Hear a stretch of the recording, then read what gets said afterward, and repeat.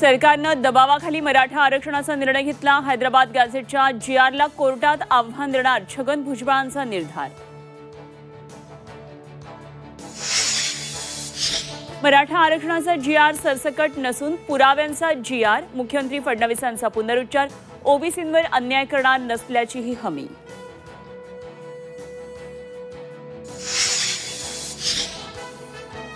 OBC आरक्षणाच्या बचावासाठी लक्ष्मण हाकेंच्या उपस्थितीमध्ये बारामतीत महा-एल्गार मेळावा। अजित पवार आणि सुप्रिया सुळेंच्या विरोधात मोर्चाचं आयोजन।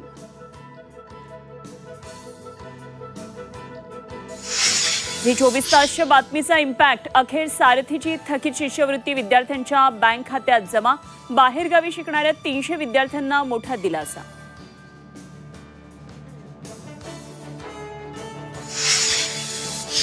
अजित पवारांच्या वर्तणुकीमध्ये काहीही गैर नाही। राज्याचे उपमुख्यमंत्री माहीत नसणं हे अयोग्य। IPS महिला अधिकारी दादागिरीवर सुनील तटकरेंचं वक्तव्य।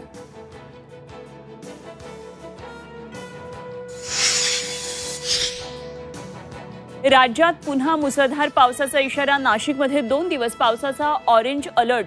मुंबईतही हलक्या ते मुसळधार पावसाचा अंदाज।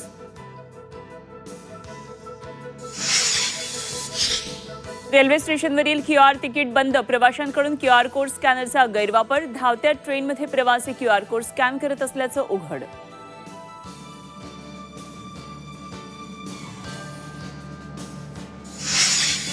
आणि गणपती विसर्जनाआधी दर्शनासाठी आज शेवटचा दिवस। मुंबईतल्या प्रसिद्ध बाप्पांच्या दर्शनासाठी भाविकांची गर्दी। पुण्यातही भक्तांच्या रांगा।